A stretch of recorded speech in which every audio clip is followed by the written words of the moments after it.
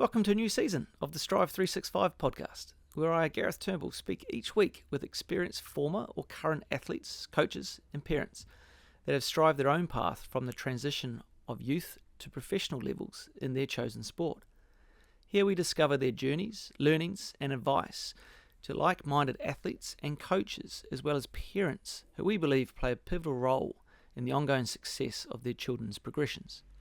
It is my aim to provide you some tips and insights that will help you on your journey to your next level. We also encourage you to give us a like, share or follow on our various platforms, including our YouTube channel, as well as engage in some of the interactive content which will be new for us this season. Okay, let's go! This week we welcome Tom Sermanni to the pod. From coaching the Matildas 3 times, the US Women's National Team, the New Zealand Football Ferns, and working in Japan, USA and Australia in professional club football, Tommy has absolutely been there, seen that and got the t-shirt to prove it. He's also achieved some great success over his 35 plus years, such as winning the Asian Cup, reaching the quarterfinals of the FIFA Women's World Cup twice, as well as winning the NWSL equivalent at the turn of the century. Tom is a people's coach with such great character, care and experience. This episode shows developing coaches and athletes a real sense of what is required to make it to the pinnacle of your chosen sport. Okay, let's go. Tom Sermanni, welcome along to Strive 365. Thanks very much, Gareth. It's great to be on. Hey, with our kind of history going back to New Zealand football initially, more latterly, our A-League Women's sort of seasons have crossed paths and we've caught up for a few red wines and a few cups of tea. But it's more than the 7 years that I want to reminisce with you. It's more your 35 years plus in the game with fantastic experience and wisdom across many different countries, as well as club football. But my first key question is the secret to longevity a good cup of tea? It certainly helps. A good cup of tea, being able to stay calm, being able to do a crossword and to be able to remember there's always another game. Very good. Hey, you've just come back from the Shibboleth's Cup. So I want to capture that whilst it's reasonably fresh in your mind. Like going in now as the interim coach of the Matildas, your third stint. How is it different ultimately being the interim versus being the head coach? Like, just paint the picture for me. It's a situation that not a lot of coaches will find themselves in, but potentially they can do.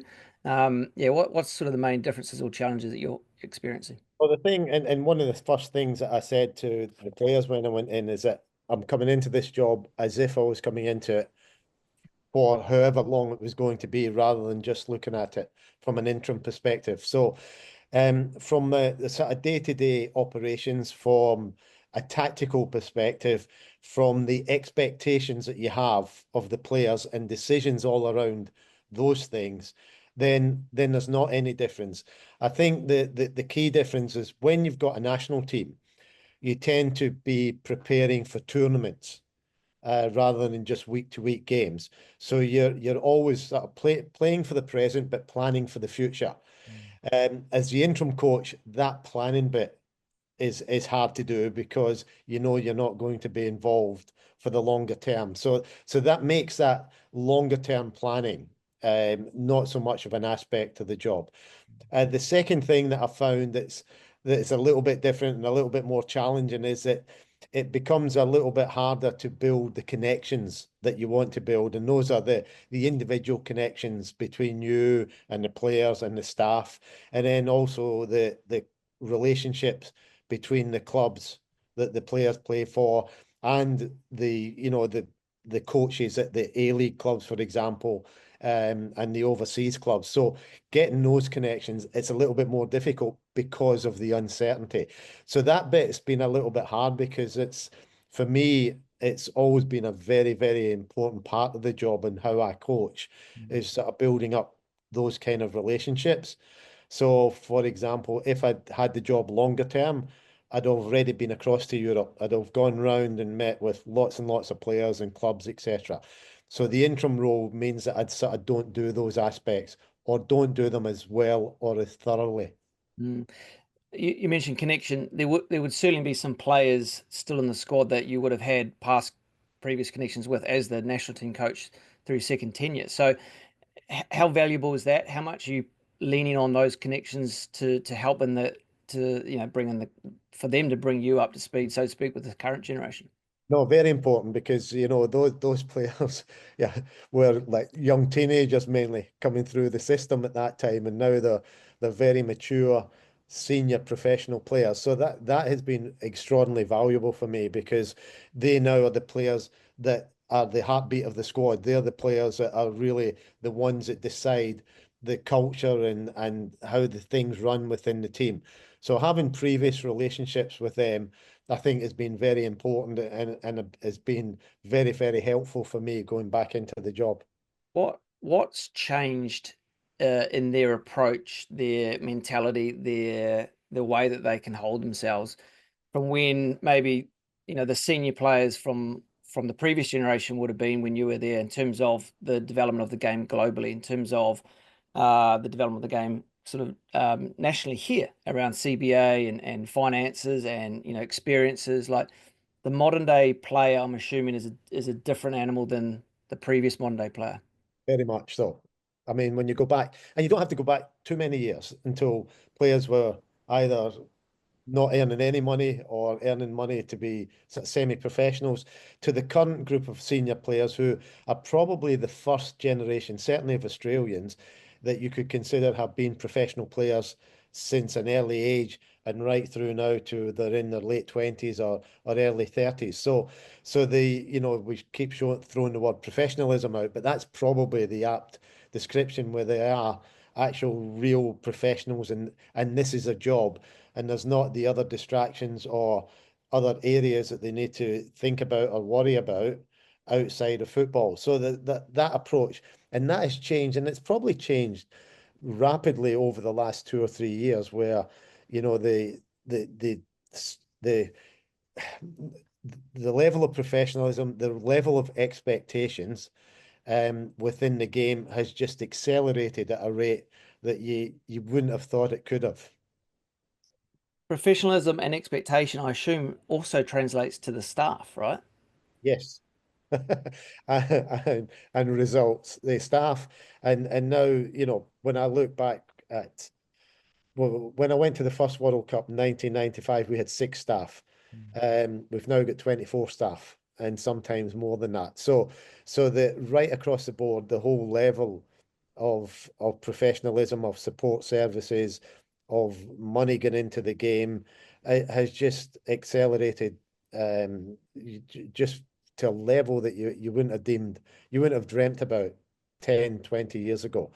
And that's certainly something it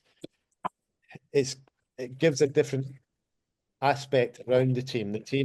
The dynamic around the team's a little bit different. So it really is a fully operational, professional setup from the equipment person right through to the head coach. I was fortunate enough to go to the Rio Olympics with the Ferns as a support coach. So part of the Fern staff there, if you include myself, it would have been in the vicinity of 15. Now we played USA, who stayed in the same hotel, and they had upwards of 24 plus, right? They had two chefs, they had their own security, they had masseuses, they had the whole shebang. So you just mentioned 24 in your Matilda stuff. That's equal, if not slightly more, maybe than the plain roster. So managing the staff versus managing the players, that's almost, well, maths will say it's as big a job. How do you, I guess, prepare for that as a staff? Like, is that through experience? Is it, is it half of your day-to-day job, or do you have others that kind of shoulder some of that responsibility from a staff perspective? I've become better at delegating. I've come from a coaching era where you basically did everything. It's an era where times you took the bibs in the cones home and washed the bibs and brought them back again. So I've come from that era, starting out in my career, to this now where you're basically managing more staff than you are players. So it depends on your management style. I'm very much a kind of not a formal guy. I'm kind of more of a casual guy who likes to be involved and know things that are going on. So I tend to try and know what's happening all around the staff. Other head coaches might say, here's my responsibility, this is what I do, and then you have expectations of what other people and other staff members do. Your team manager might do, a lot of that managing things. I kind of tend to be somebody who likes to keep everybody in the bubble, if you like, and make sure that all your staff feel equally important, and equally part of the team. So that becomes a little bit more challenging when you've got so many staff, and in these days when the demands of the players are so high that that staff are basically working, 24/7 when they're on tour. But it's really important, and I think, if I speak to coaches, and when I speak to coaches at courses or whatever, the management side is almost as important, if not more important, than your actual technical coaching part of the job. Mm. Can you share with us any ways that you bring this to life? I'm thinking like, is it a weekly, or sorry, a daily meeting, a staff meeting? I know when I was working with Tony at the Ferns, every day there was an hour where the staff got together and did something outside of work prep. Either they played ping pong, or they did a workout in the gym, or they went for a coffee. Like, what are some things that you found work really well to help manage that staff piece? I found it really challenging to get the whole staff together at a time during the day, just because of the demands at different times make that almost impossible. So we do try to have sometimes, particularly the night before a game, just to try and get together as a staff, sit down and chat and have a drink, and just, get to know each other a little bit better. The other thing that I try to do is just be visible as possible. So that you're actually going around and just speaking to the staff, very even at mealtime, to make sure you're sitting at different tables, to make sure that you're connecting.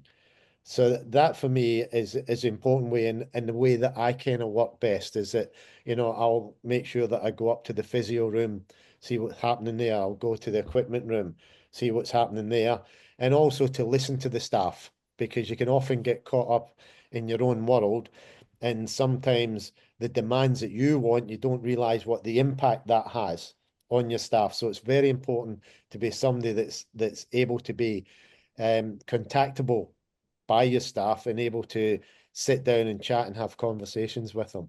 Mm. You mentioned earlier about preparing for the here and now, and planning for the future, or vice versa. So that's an important part. So I remember you speaking to us when we were at New Zealand Football about this. You should never be rebuilding. You're always building. It was one of the kind of ideas that you sort of suggested. You should never get to a point where you have to start completely from scratch. So as an interim coach, or even as a head coach, I think the planning of this, bringing next players through is really important. And you're a great one for bringing through youth players, young talented players, giving them a chance, if they deserve it. I guess how do you balance the bringing through of these newer players to the environment, to expose them to national football, to give them a cap, versus maybe not devaluing the shirt that whatever organization you're working for, but kind of that trade-off between, making sure players are coming through at the appropriate time versus, investing in, less people to get more of a cohesion type element. Well, I think the key thing in that, it's a great question. The key thing in that is you have to have your eye on what's most important. And in, say, in international football, it's your major tournaments, whether it's the Oceania Cup, the Asian Cup, World Cup, Olympics, etc., etc. So you've got to have, for want of a better word, the courage to say, right, these are the important things. And along the way, when I'm looking ahead, whether it be a year or 2 years' time, I've got to be thinking that player X, Y, and Z might not be there. So I need player A, B, and C, and have the courage to integrate those players along the way. And then creating an environment within your team and your team group to be able to that accepts that, and also to within your organization make them aware of this is what you're actually doing and this is part of the plan, and hope that you get supported during that time. Is it a hope that you get supported, or you get the support certainly from the people that, employ you prior to? Obviously, you can't always get the public opinion on side, because everyone's going to have a different opinion. But you talk about the team and the squad. and a plan. I'm assuming these things are all part of the mix. Is it all the players or senior players? Um, uh, I mean, predominantly senior players because they're the ones that are most critical to your team, and they're the ones that have got the most say and the most input. So, keeping your senior players on side is a very critical part of the job, unless you're in such a situation where you you've got such competition for places that their position is so much under threat that they're just concerned about themselves. But having your senior players on board can make your life as a coach an awful lot easier. What and how do you engage with these senior players? We've spoken with past guests around like a leadership group, a work group, a coffee group that gets together once a month. Like, what's and not necessarily right now with the current Matildas group, but through your past experiences through club and international football, how have you kind of fostered that strong bond with those senior players? It's probably a combination, and there's no one. It's like there's no one size fits all. I remember, like, I'd never in the past been a lover of a leadership group. I'm being honest, and probably one of the first times I had it is when I went into the New Zealand job, and one of the very first thing I said at the meeting with the leadership group was, the fact that you're in the leadership group does not guarantee your starting place in the team, because that's often the perception of players, is that if they're in that group and they're seen as a leader, that means it equals I'm in the starting 11. So that was the first premise that I started with. But they were very good. They were good at running stuff within the team itself and looking after stuff. So it depends on the group of players that you've got. It depends a bit on your management style, and it depends on the circumstance. So sometimes it can be a leadership group that as senior players, but also goes across the board of some younger players. Sometimes it's more about targeting individual players to do certain things within the squad because they've got influence. Um, and sometimes it's not having any of that. It's just actually running the team and running it the way that you want to run it. So it depends on your circumstance, and it depends on your management style and your management philosophy. Mm.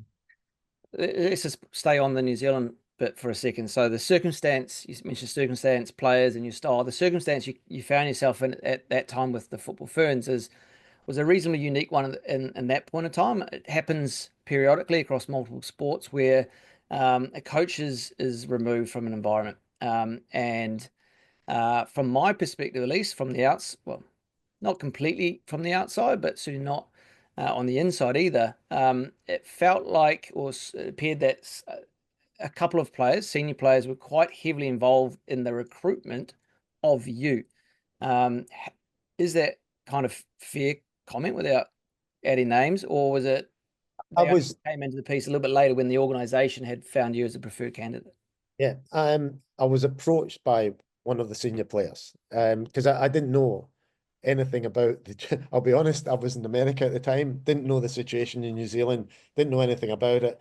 Had just finished up at Orlando and I was actually about to go on holiday, if I'm being honest. And I got a phone call from a senior player to um sort of see if I was interested in the job and to look at applying for the job. So that's how it happened. Mm. Um, but again, the key thing is when you come in as a coach, you're one of my premises coming in as a coach, and one of the first things I say to a team is that any decisions that I try to make around the team is in the best interest of the team. So that's one of the things that in my management philosophy, if you like, or management style, or beliefs, is that I go back to what's in the best interests of the team. And that comes about selection and all the things of how you run the team. So it's important that you don't put yourself in a situation where that you feel obligated, or a player thinks that they've got, an in to Mm. be selected. Yeah. Best organizer, sorry, the best interest of the team. Is it only about the team or is it about the organization? Because I had this conversation the other day with a couple of people, and I got asked that question actually. Are you doing it for the team or for the club? And I guess there's a Well, I think separation. I think if you do it for the team, that by default, you're automatically doing it for the best interests of the club, because the team is the core. The team is what everybody works towards. The team is what we put all our efforts, our energy, our expertise into making successful. So if you can do what's in the best interests of the team, then by default, I think that would be more often than not in the best interests of the club.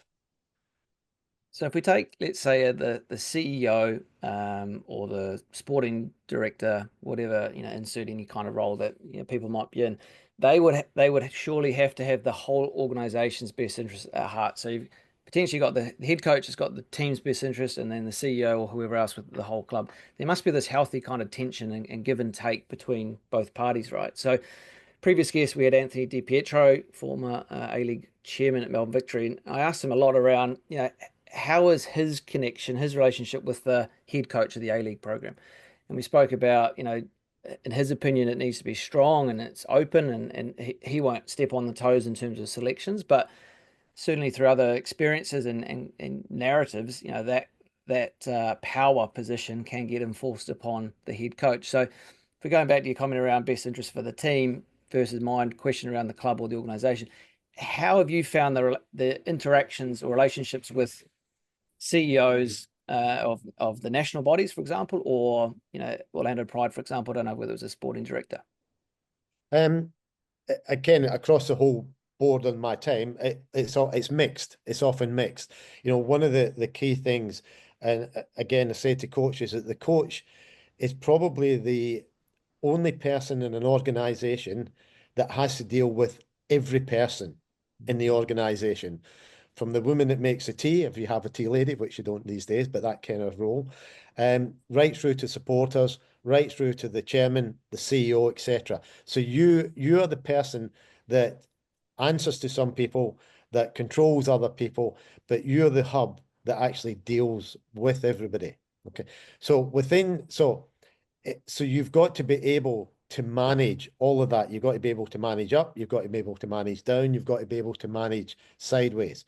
Now, how you do that, you can't just have it'd be great to give you a one-off paragraph to say, this is how you do it, because you're often dealing with different circumstances. So if you're dealing with a chairman and a CEO and a group of people in your staff that are all headed in the right direction, with the same philosophy, and keep backing each other and doing that, then your job's a lot easier. Often, because of the chairman or the CEO, they've got different priorities within the club and different pressures. So you're often at times in conflict with them. So that the key is to have a healthy relationship, an honest relationship, be prepared to have a relationship that's going to be in conflict, and then still try to make all of that work.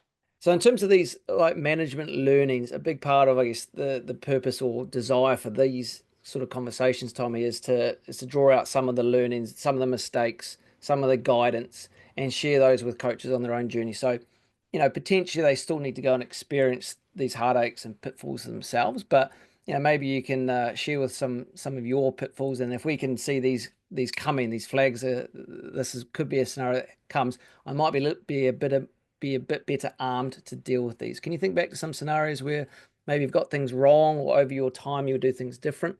Yeah, I'd certainly do some things differently. I think I'll go back. The first thing I say to coaches when they get into the job, don't think it's about football. It's about a lot more. I think we go into coaching thinking it's about football, and that you're going to control this certain area, and you're going to run this team and this club and coach it and make all those decisions.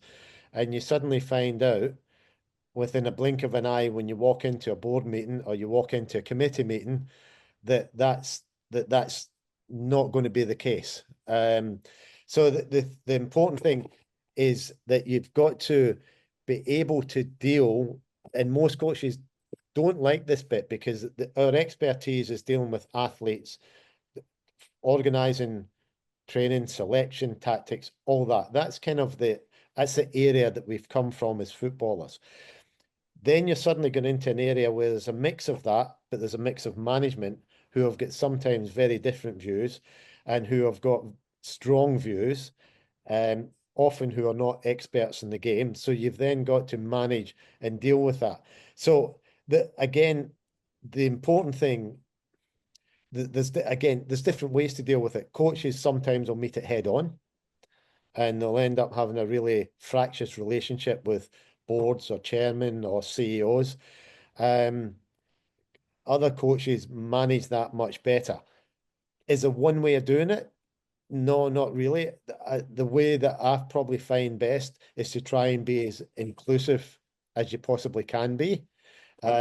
So, for example, when I had a chairman, when I had Canberra Cosmos, I had a chairman and an owner called Ian Knopp. And Ian didn't come from a football background, but he was a very successful businessman. And Ian ran the club and they kept the club afloat. And sometimes what he would ask me to do is he would say, I would like to speak to the team before the game because I've got a couple of sponsors that are down with me and I'd like to introduce them to the team. So a lot of coaches would shut that off. They would say, no, the dressing room is sacred. We don't have anybody in here, blah, blah, blah. The way that I approached that was that he's the guy that's keeping this club afloat. He's getting the money in. He's got a real passion for the team and the club and the players. And then it's important for him if he feels like he wants to bring a couple of sponsors in to say these guys are supporting this club, blah, blah, blah, and give us a bit of background. I don't see that as a big compromise. I see that as something for us to say is the playing side is that this bit of the club is equally important because without this, we wouldn't be here and we wouldn't be in that job. Now, the thing that I had to manage in being able to do that was that I had to manage players who think the dressing room and staff who think the dressing room is a sacred place.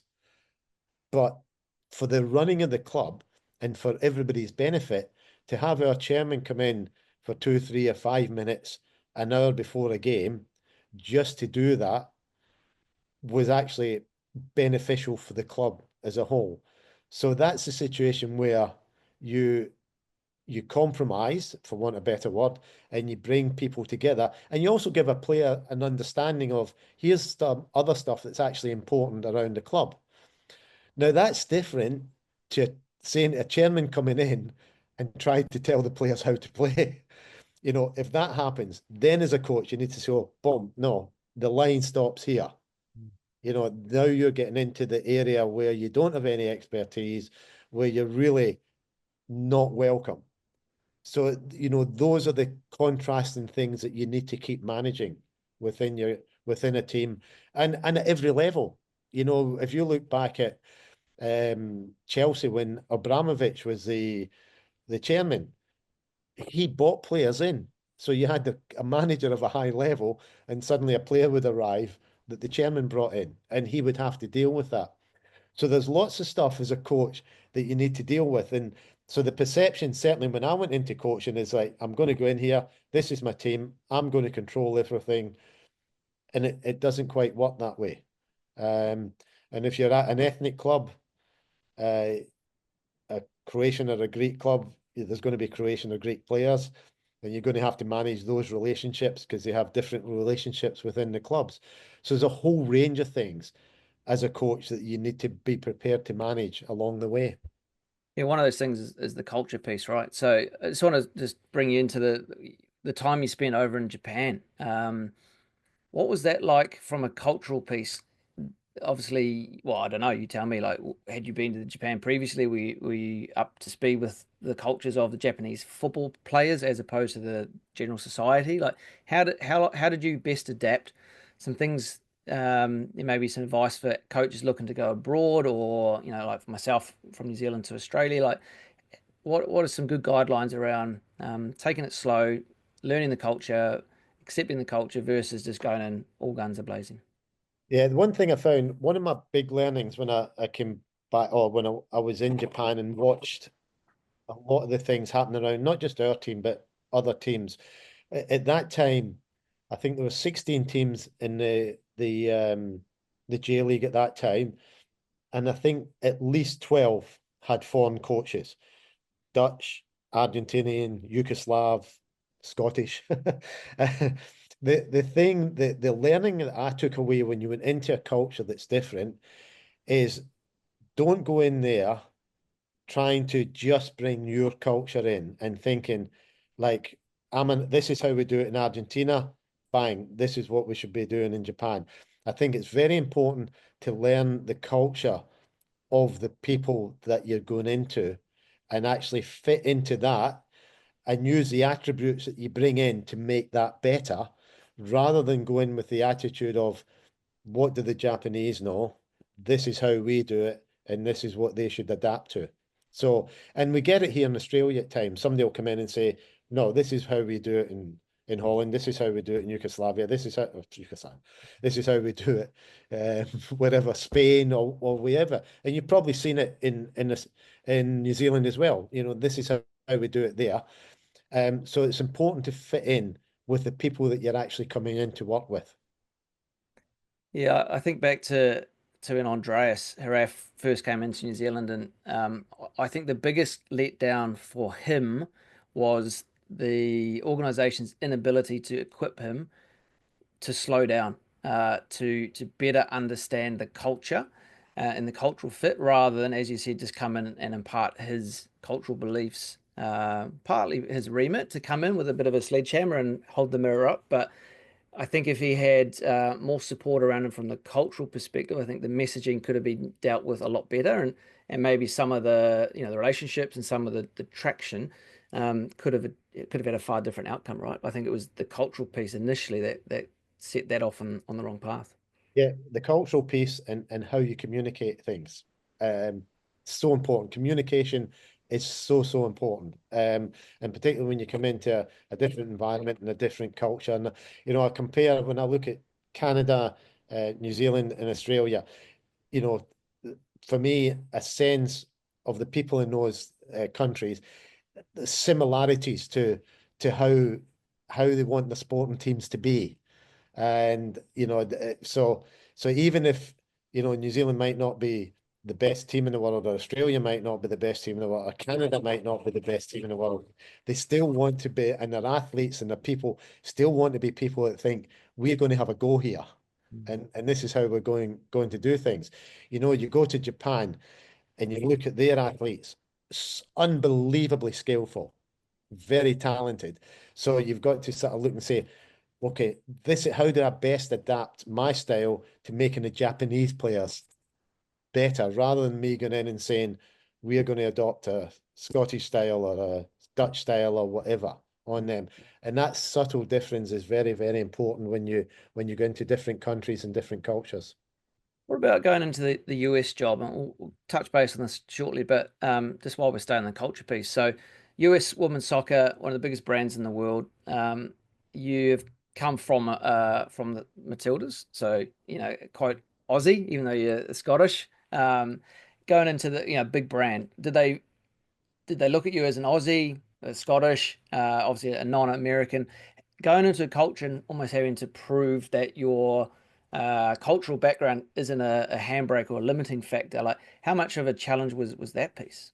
That wasn't so much of a piece, because I had worked in the US before, so I'd had a reasonable history within that system. So and we had a really good relationship between Australia and the US over many years. So it wasn't. I didn't have that breakdown, to be honest. I just found the system and some things. I look back in that, and as a coach, you're always learning, no matter how old you are. Is that some of the things that I did in the management sense, and I should have done differently and better. I had come off 8 years with the Matildas with a very, very stable staff, stable program, allowed to basically just go on and do my job without a lot of interference. Great support from the Football Federation, great support from the Australian Institute of Sport, and then going to the American job where I had um, a lot more scrutiny from management and from the chairman, etc. A very different dynamic in amongst the staff. and a setup where it was a little bit challenging to make a lot of changes in the playing roster. So the dynamics were very different to what had come out of. And, if I look back in hindsight and assess my own performance there's stuff, and I kind of knew it at the time, that I should have done that I didn't do. Can you let us in on what those would be? Okay, I should have managed the chairman better. I should have made staff changes. I should have probably have brought some of my own staff into the job. But in the past, I've generally worked with staff, and whether I brought them in or whether they've been in, and I'm not saying there was a problem. It was just that in the job that I went into, I should have done some of those things a little bit differently. And those are things that I hadn't had to do in the past. But when I look back in hindsight, those were some of the things that I should have done better. Yeah, some roles that coaches listening will be, maybe heading towards. Maybe they don't have the ability to bring their own people in with them, right? What's your advice around, quick wins in terms of, either building rapport or building a harmonious coaching relationship with existing staff members that might have been, a previous coach's hire themselves. So they might have previous allegiances with Coach Yeah. X that might have got the boot, but the club can't afford to pay out the goalkeeper coach and the analyst, for example. Yeah.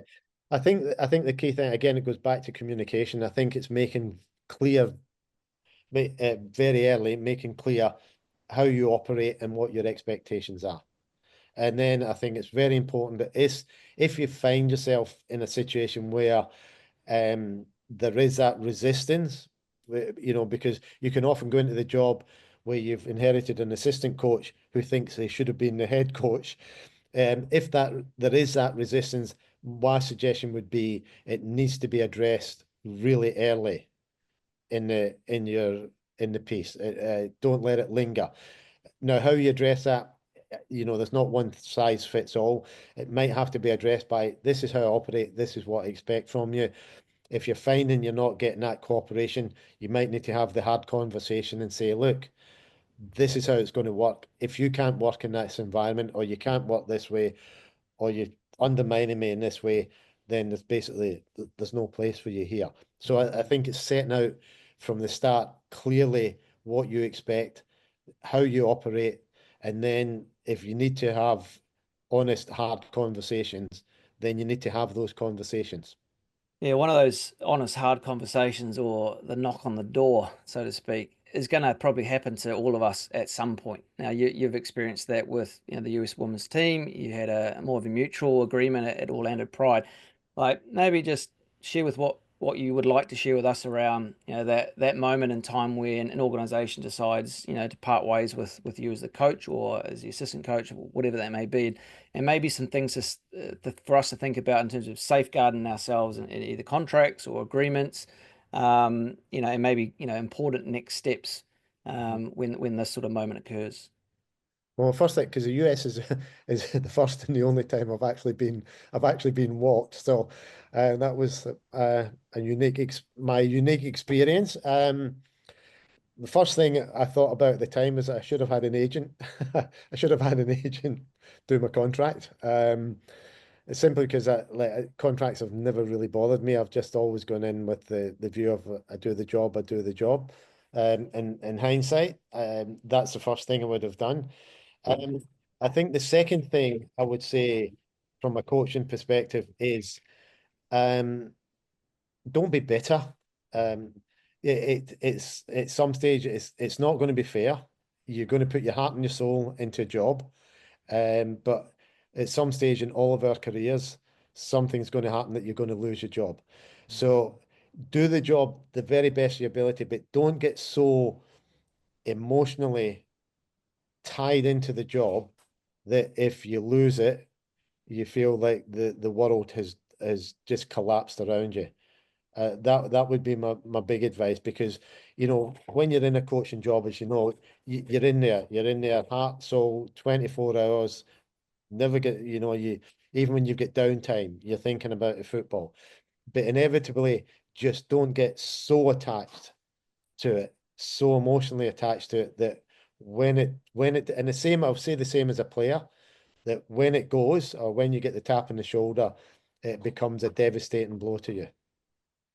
Yeah, I had a conversation with sports psychologist Don Batiste, which is yet to come out yet, but there's some good conversation there around identity and identity that players and also coaches can get wrapped up into, and finding an external kind of release. You speak about balance is better and other bits and pieces. So, yes, something to draw some parallels to in future conversations. It is, and it's a great thing, and we don't do it, and I don't. I'm probably one of the worst. Up there is that we do need to have something that gives us a release from the job so that you're not actually thinking about it 24/7. Yeah. I do crosswords, not very well, but I do them. Nice. I do podcasts, not very well, but I do them. Hey, Tom, you've fulfilled some other roles as well as head coach. You've done, obviously you're doing the interim at the minute. You've been an assistant coach and you've been a scout. So I just want to touch on a couple of those. So you were assistant coach with the Canadian women's national team. You've been assistant coach with San Jose in the American League as well as the club in Japan. In between and outside of being a head coach, so sort of flicking between the head coach responsibility and the assistant coach. We've had lots of conversation in the past around the role of fulfilling as an assistant coach is valuable for being a head coach.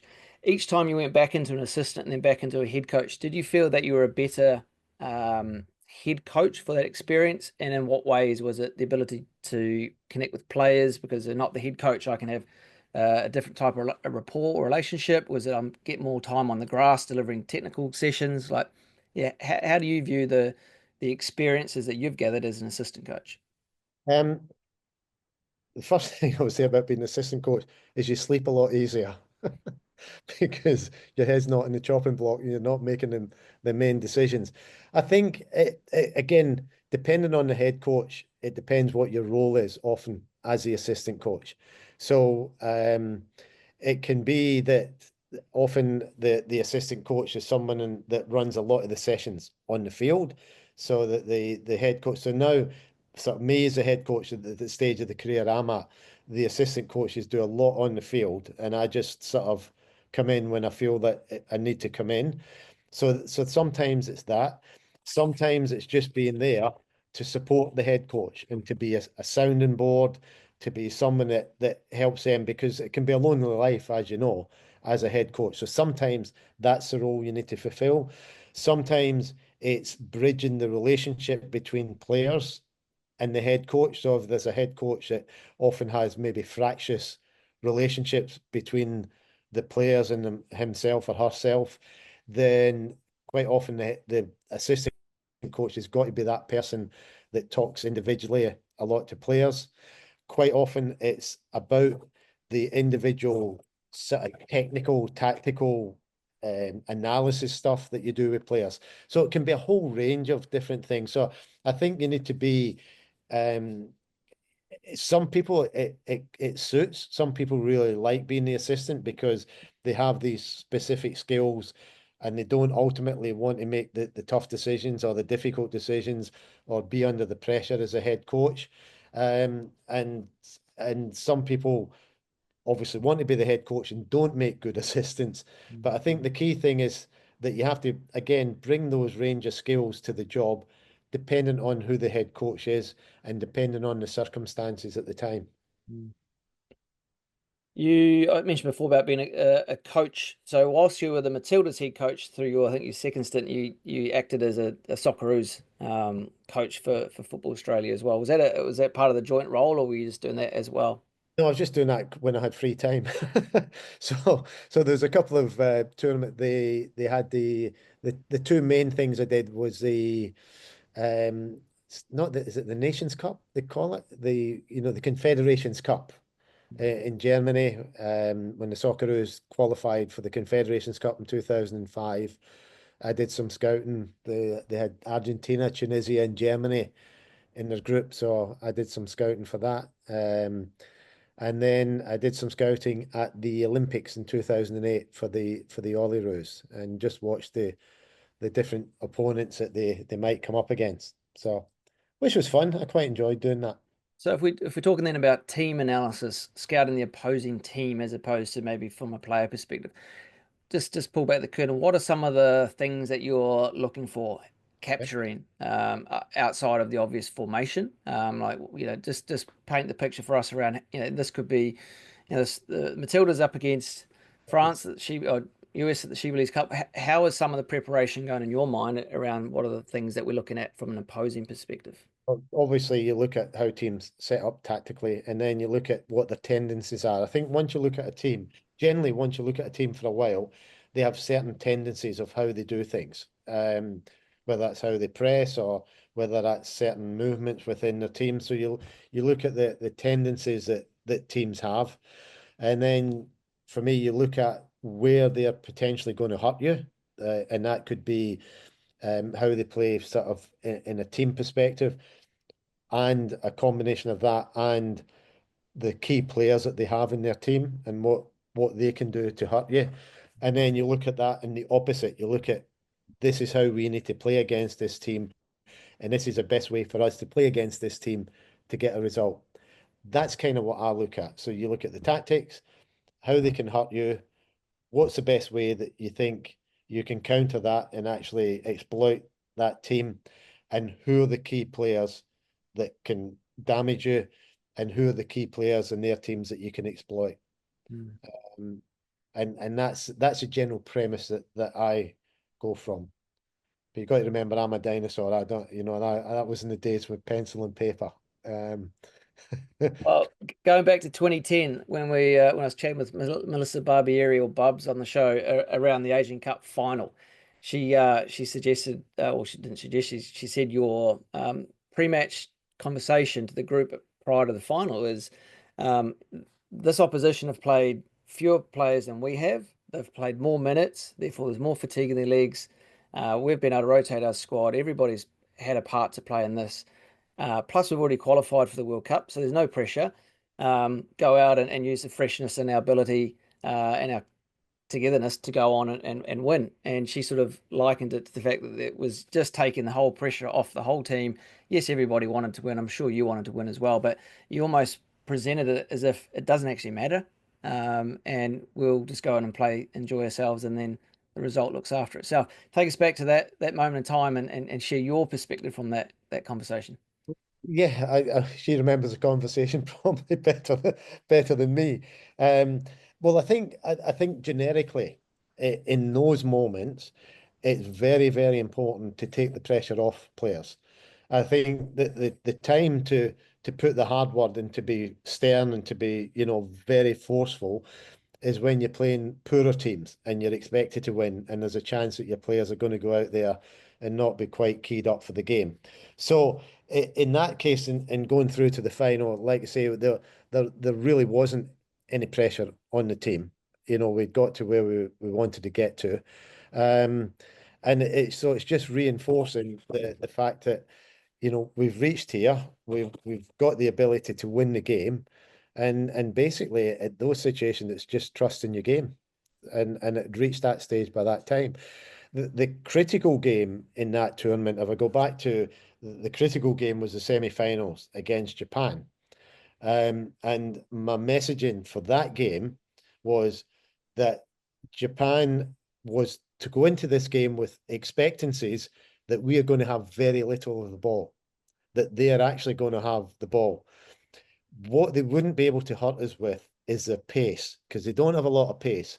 Technically, very, very good.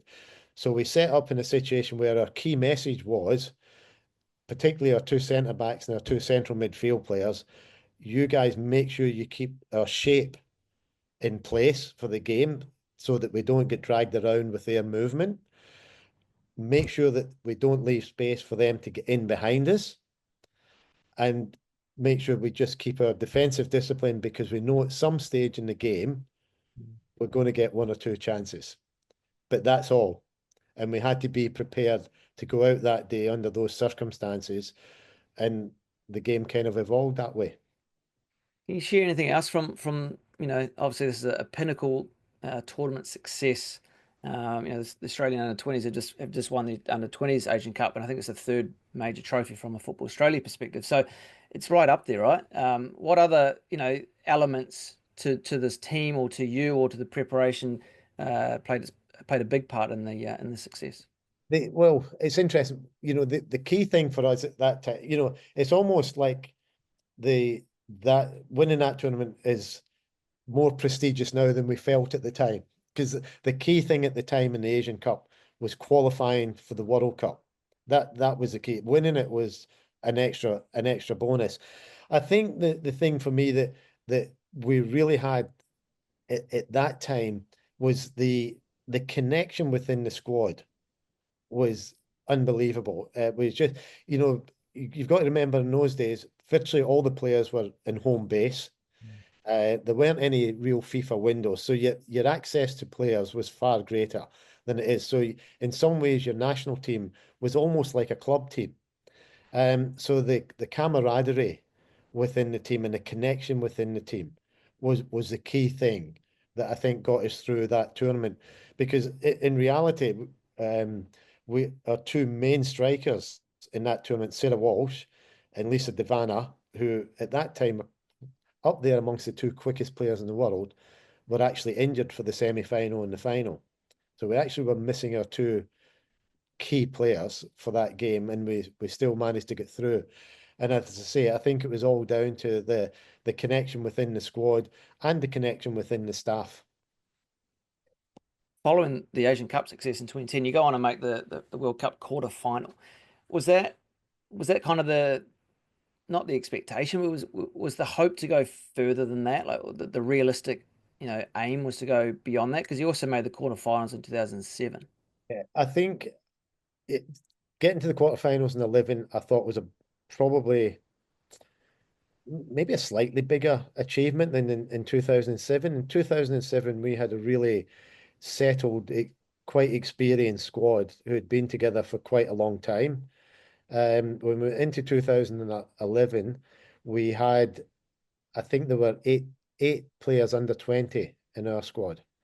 So we had a very, very inexperienced squad, and probably at that time a squad not quite of the same caliber of the 2007 squad across the board. So I think the achievement in 2011 was at least as good as 2007.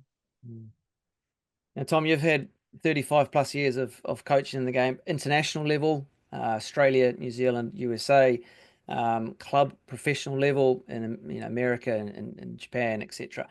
What, apart from the obvious differences, what are the kind of more nuanced differences between those two style of responsibilities as a coach that you can share? As in being Being an international head coach, be it an age group head coach, be it a senior national team head coach, or working day to day in the A-League women's or professional, academy space, like day to days. okay, where to start? I think like the difference between international and club is quite stark in a lot of ways, and particularly these days when everything is geared around international windows. The international game these days very, very different than managing a club team because again, the international game generally is about preparing for tournaments. So you're always trying to prepare ahead for what your team might look at and to make sure that you try to keep rebuilding as you go along. Club football, you literally, once the season starts in club football, you're day to day. You're literally day to day. You might have a plan out for the week, but that plan can turn in the blink of an eye with injuries, weather, all sorts of things that interfere with it. You might play a Sunday one week, then you play a Friday the next week, then you might have a midweek game. So your club football is much more intense. Your international football is a bit more about planning and strategies around tournaments. What do you prefer I prefer the international football now because the day to day, I I don't have the energy for the day to day grind anymore.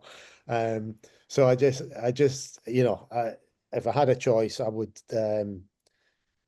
if I was looking at my career now and I was continuing on, I would definitely prefer international football or development football, because again, I think going into the development phase, the thing that I find appealing about that is looking at, because then you're looking then at individual players.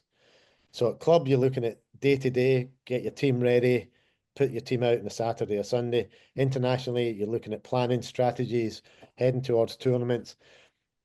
Development, you're looking at trying to develop the individual athlete to be the best player that they can be, improving their skills, improving them physically, improving their understanding of the game. So it's much more of a teaching role. So that's how I'd probably categorize those three different phases. I think even the development side of the game and the professional, let's just keep it to club, the day to day, it's still, your energy.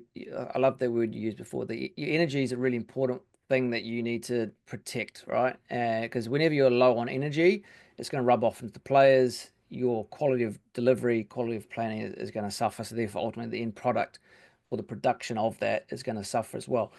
Apart from managing your own energy and we spoke about balance and having an escape, is anything else that for you to stay in the game for so long, apart from having good assistant coaches and good management skills and people skills, what other things have you brought into your life to help you sustain your energy for such a long career? I don't have children. That's probably one thing. So my life outside, my life outside is probably easier in that sense. I've got a very supportive wife who's also probably very happy when I've got an international job and I'm away for 2 or 3 weeks and get out of her hair. So I think the good thing the good thing that I have is that I don't have any real pressure outside football from other aspects. And the other thing which I think is really important is I've got a phenomenal group of really good friends and people that I can either talk football with or talk non-football with. So having that balance and having that kind of life outside of football, or not having those a lot of pressures outside of football, has certainly made my life a lot easier. And the fact that, as I say, not having kids and those other responsibilities has allowed me to take on roles that I might have had to reconsider. If you have those other aspects that you need to deal with. So in some ways, I've been very fortunate, in the sense that my outside life has allowed me to do whatever I really wanted to do in my football life. Hey Tom, we've spoken for pretty much an hour now around the coaching piece, mainly for coaches listening. Just want to bring in our other two kind of lenses here, mainly the pre-high performance athletes. So athletes hopefully striving to get into the Matildas or their equivalent, to go to World Cups, to win Asian Cups. What is your, I guess, general advice to athletes trying to make this leap, not only to try and make it, but then to stay at that high performance professional senior international level? What have you learned through your time around players that have made it versus maybe haven't quite, maybe one or two caps and then fallen away? Like what can you share with athletes listening? It was interesting because I've been thinking about this quite a bit recently, and having worked with West Sydney Wanderers, it started to reinforce it. I think the first thing I would say is, as a player, is that you want to keep developing. So you want to keep improving what you do. Now, what does that mean? So there's a few things that means for me. It means that the quality of your practice. So when you turn one of the great phases we use as coaches, make sure you go and you work hard. What I would say is make sure you turn up and practice well. So particularly as a young player coming through, when you're going through those phases of both physical development and brain development and things like that, important that you work on technique and improving and keep developing. As you get older, then again, and even into your 20s, I think there's still great scope, particularly for female athletes, to keep improving the game. So again, that's keep improving the technical skills, but also and then starting to improve your actual game skills, your learning of the game, your ability to play the game. And the third one is your physical skills. You know, I basically break it down when I'm assess players to three simple things: technical skills, physical qualities, and the ability to merge those two things in to become an effective player. And I think all of those can continue to be developed right throughout your career. I think we often think, well, they're 22, 23, there's not much room for improvement, when in fact, with good practice, I think there is. So that's the first thing. I think the second thing is to keep playing and keep looking. As coaches, keep looking for jobs, keep looking for opportunities. Is to keep playing. And I've got a little saying: as soon as you cross that white line, throw everything else out of your head and just focus on going out there and playing the best you can in every game that you play in. And I think people can keep improving. So that's the key thing that I would say to developing players. I love that. Practice well for those who might have missed that beginning with. I had just my brain went back to last week. I was having we're training, preparing for a game, and the group was sort of split at that time. And whilst I was sort of managing some of the players within the main group, I had my eye on the secondary group, which consisted a lot of fringe players. And we've got a player who's young, she's 19. Yeah, kind of on the fringe, in and out, in and out. And for the first, it was a 10-minute block of time, and then she was rotated into the main group. And yeah, she completely just wasted that 10 minutes. Her attitude was poor, her quality was poor. She was disruptive for the rest of the other players. And when she came into the main part of the session, she was fine because felt like she was part of the main group. And I was thinking about this throughout the remainder of the session. I'm like, I need to say something in a constructive way, or else, if I say nothing, then she's not going to learn anything from that, and she doesn't need me to go and barrel her for her negative experience, because I wasn't managing that session at the time. And I said to her, and I think this is really pertinent developmental advice for young athletes. I said every component of the training session, not thinking about the whole week, but each day there's certain components. They can get you closer to the team, get you further away from the team, or be neutral. Equally, can help improve your game. Now, that could be a technical improvement, a physical improvement, work on communication, social connection. However, it can remove or damage your game. You get sloppy technique. I cut corners from the distance from a physical perspective. I'm a pain in the ass, therefore that social piece is detracted. Or literally get through that 10-minute block and it's not a positive or negative, but at least it's not hurting your chances ultimately to gain selection. And I had this conversation with her, and I think it dawned on her that that 10 minutes has actually put me further away from the main group as opposed to brought me closer together. So yeah, I said to her a few things. One, coaches are always watching. I wasn't your coach in that session, but I'm observing that. No doubt Jeff was as well. Coaches are going to talk to each other. So the second assistant coach taking that session is going to feed this back to the rest of the coaching group around what he saw, and what all the players did. And that's going to feed into future opportunities. And she was pretty aware that that's hurt her chances. So a couple of things on that.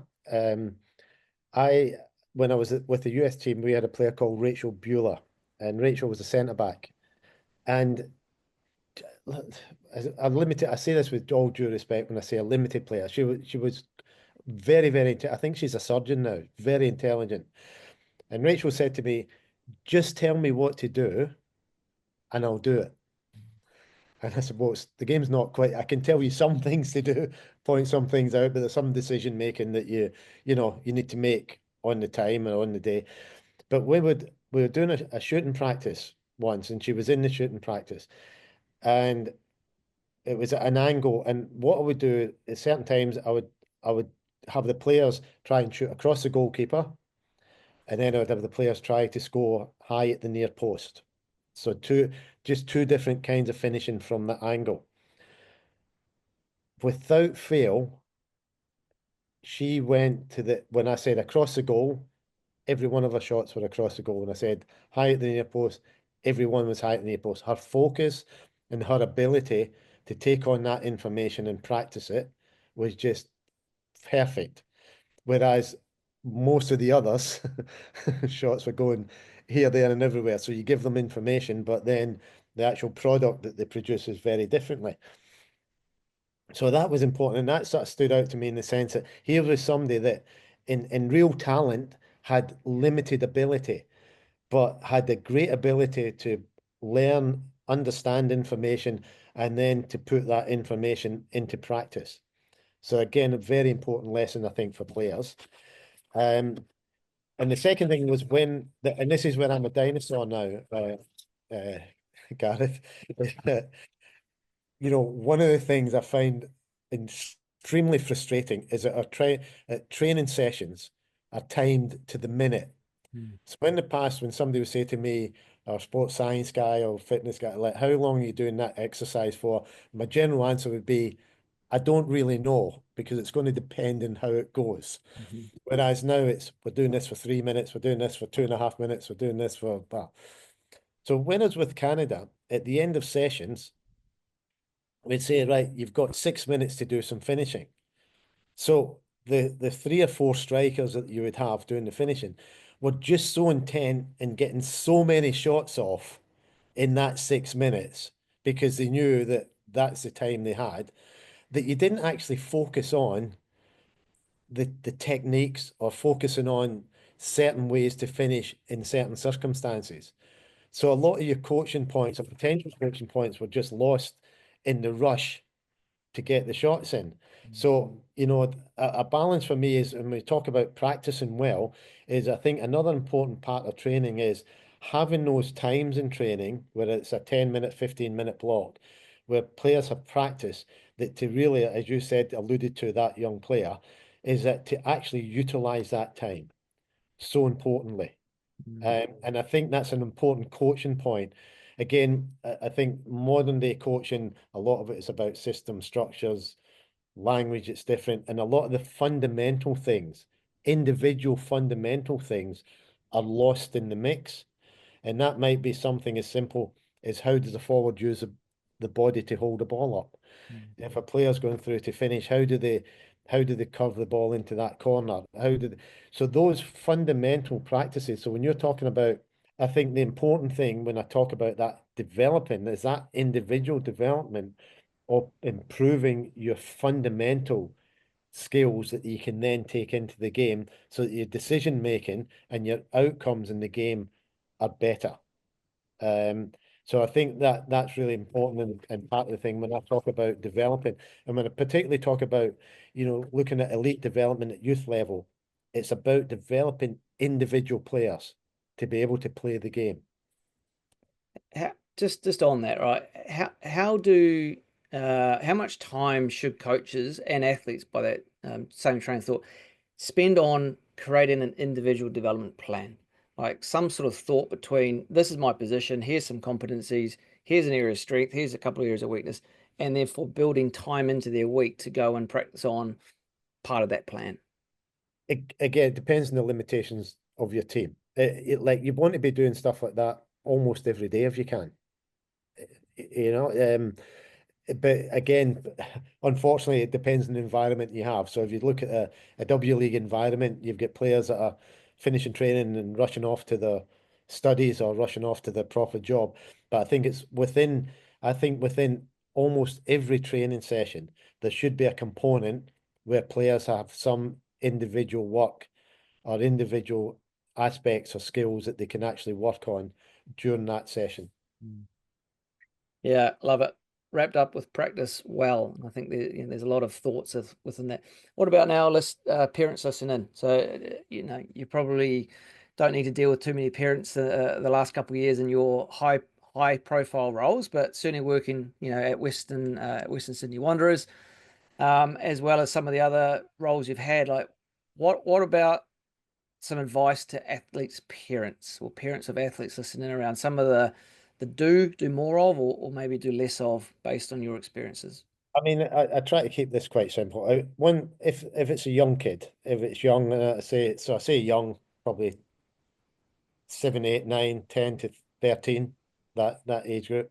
For me, it's making sure that the kids enjoy what they're doing and keep them stress free. That it's as simple as that. At that level, it's just been out. Love to have the ball, love to kick a ball around, love to play in the team, and just really make sure that they don't feel stressed or obligated to do it. You can't. It's not your career. It's your kids playing the game. So I think it's very important for parents to do that. Obviously, as kids get older and they get more serious, I think the thing that's important is to be supportive, to be realistic, and to try and give them good advice.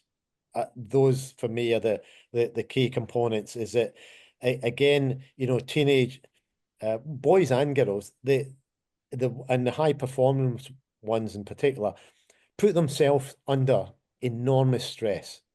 And I think it's important for parents to be there to make sure that they're there to support them and not to put them under even more stress. And that goes down to, when they're playing the game. What I despise is when I see a kid playing a game who's looking at a parent for more time during the game than they are looking at the ball or looking at somebody else or playing the game. So I just, that my advice to parents would be just be out there to support your kid. When I say be realistic, in reality, if you're playing in the third division and the third team of your club, you're probably not going to have a career in England as a professional. So at some stage, again, just be realistic of where your boy or your daughter might be. And the other one is to try and continue to give them good advice or to get them good advice, and whether that good advice is getting them some good coaching environments or getting them good advice to where they play, etc. Just to try and do that. That's for me. Now, again, as I said earlier, I don't have kids, so I don't have that emotional involvement, and I'm able to sort of take a step back and look at it from the outside. Tom, some incredible advice, some good stories, some good insights as well. Really appreciate everything you've been able to share to date. Let's wrap us up with our rapid fire questions. Mhm. Ask me a question and I will do my best to answer it. If somebody asks me about Gareth, what do I tell them are your attributes as a coach? For self-reflection and self-accolading is probably not my strength. So, No, no, you don't um, have to rapidly. You have to, if you're looking at yourself and say, look, so if I look at myself and I say, if I look at myself, I'll say that um, I think I'm a good communicator. I think I end up generally having good relationships. Um, but I think at times I'm probably for the stresses of the job, maybe at times too tolerant. hmm. Um, I believe I'm analytical, detail focused, and efficient with my coaching, be it communicating, be it planning, be it setting up, be it the coaching point, which I think is heavily influenced through my time working with the national setup, where time is so restricted and so limited.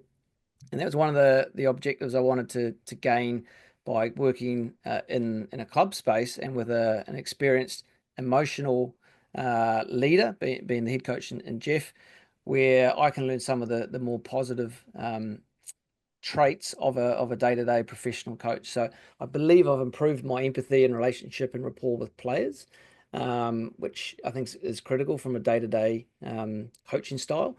But I'm also I don't feel I need to be the loudest voice in the room because A, I'm not the head coach, and B, the head coach has that kind of sideline manner anyway. So maybe that's an area where people could view me as more of the quiet behind the scenes type person, which um, I'm conscious that that's kind of the role I feel like I'm playing, as opposed to maybe if I was a head coach, that's not necessarily my stance. But again, until I'm in that position, it's hard to sort of enforce that upon the playing group, I suppose.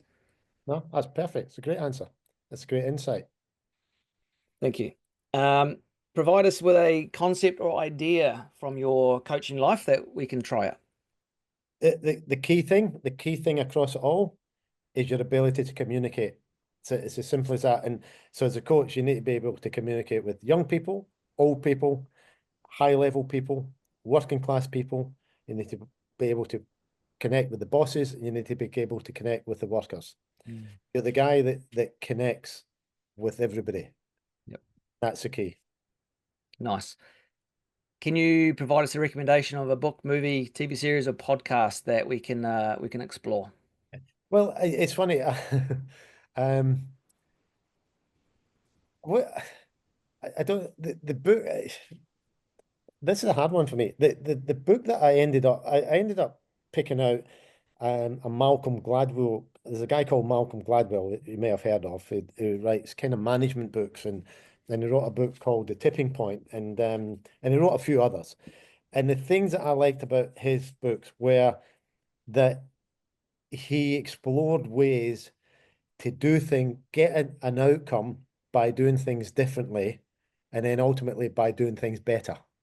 And he gave sort of examples. And I think it's important as a coach, you go into lots of different environments, and there's no necessarily one way to do stuff. And you need to know how to change stuff or how to do stuff, when to compromise, when to put your foot down, when to say this is the way we're doing it, etc. And I think within a team and within the environment and within how you work as a coach, you need to be able to look and to do all those things and be innovative when you need to be innovative. Um, and I think his book, highlighted certain things that they did. For example, he highlighted that people used to never pay on the trains in New York. They just used to jump over the hurdles, and the police or the train security didn't arrest people because they had to take them to the station, they had to process them, they had to do that. So they came up with a simple solution that they set up processing stations at the stations and they set up a whole range of people with handcuffs. And then they jumped over the fence. They immediately arrested them, handcuffed them to the sort of railings, waited till they got 15 or 20 people and marched them into the processing centre. So not only did they sort the problem out, but it also embarrassed people by being handcuffed to a railing while all the commuters are passing. So it just showed different ways to actually solve problems. And I think as a coach, you go into a whole range of different environments, and you need to think of different ways to solve problems. So your problems never go away, they just change. Mm. So Yeah, they're a bit back to them. no, Sorry. problem solving a huge attribute of coaches, and I think you said right at the beginning your crossword puzzles are problem solvers as well. So yeah, like I haven't heard of Tipping Point, but yeah, Malcolm Gladwell, good author, Blink and Bounce, a couple of his books, which are great reads as well. If I could give you a magic wand and you can change one thing around let's say well, I'll leave it up to you. Actually, you can change one thing. What would you change? I'd change one thing. If I could be in a club where the environment within the bubble of the club, that all emotion was taken out of decision making. That you had a club where it was completely athlete focused and where everybody focused on how do we do things better without letting external things come in and interfere. That would be my dream. Nice. Just had a conversation with Ginny O'Keefe, a parent of a talented young footballer. Very similar response to what she said around taking the emotion or the ego and the external people's desires and put the athlete in the middle and remove that kind of bullshit and just have everybody working towards the same outcome. Keep the noise outside. And it's so much harder these days with the ill-informed keyboard warriors who are out there in en masse, sticking their opinion on Mm. whatever it is, Snapchat, Instagram, Facebook, etc. So harder. Two to go, Tom. Give us a quote for the week. Hey, McCourt, it's funny. Now, I'm not big into all these inspirational quotes. The worker the harder you work, the more, the better you become, all that stuff. I'm probably because I'm old, but I'm not into it. My quote is the famous Mike Tyson one. Everybody has a plan until you get punched in the face. Hmm. And the reason that I'm doing that is like that's us as coaches. We go out, we do our sessions, we do our planning, we do our meetings, we pick the team we think's best, we get our tactics, we do all of that, and then suddenly, in the blink of an eye, all of that can go out in the window when you get out to a game. You might get a player sent off, you might get an injury, you might cop an early goal, the team might play against you with different tactics, the whole thing. So a slightly different analogy, obviously boxing, it's a bit more physical, but the analogy as a coach is that, if your plan doesn't work, you've got to be adaptable and you've got to be able to change. Almost the opposite for Ange Postecoglou, who is if Plan A doesn't work, do Plan B is do Plan A better, which is an interesting way to think about it Well, too. it is, and one of the other things which probably contradicts me slightly is I think another key component of being a coach is being consistent. So if you're consistent in certain ways, then that's the way you are. And lastly, mate, what are you striving for at the moment? Well, I've no longer got any real ambitions. So, I've had an extremely fortunate career and great longevity that I wouldn't have dreamt of. So like that, my main keys in life to keep my platinum Qantas status. That's my number one. Number number two is to get a FIFA jacket. I've got the tracksuit because I've done some mentoring thing. And if I'm being honest, to be a freeloader, those guys that are up in the box, when we're down working at the coalface, Yep. the other game that goes on up in the box that we just don't feel comfortable in. Yep. I just want to feel comfortable in there and be able to just sit and relax and watch the game. But the only thing I strive for now is just to be like, if there's any way that I can contribute to anything, I'm just happy to do that. And if the game says to me tomorrow, Tommy, like you're finished, you passed it, see you later, exit the building, I will exit the building quite happily. If there's something within the game, not a job, not a career, not striving for, but something in the game that I can be of any help with, then I'm more than happy to be here and be of help. Well, mate, the last hour and a half, you've certainly contributed to that part of your striving mission. So, and for that, we thank you. And me personally, it's been great to reconnect. We do see each other every few months anyway, but yeah, to have the platform to ask some of these, some of these were some challenging questions, and we really thank you for your honesty in that. But yeah, there's a lot of insights there, mainly for coaches. But I thought that conversation piece at the end around some of the things there for athletes to listen into and parents is equally as important. So, on behalf of everybody listening, I thank you for your time. Thank you, and a great job, by the way, with this podcast. Thanks, Gareth. Magic. Thanks so much for sticking through to the end of this episode. It would mean the world to us if you could hit the like or share button so we can get these amazing insights out to other like-minded coaches, athletes, and parents. Cheers.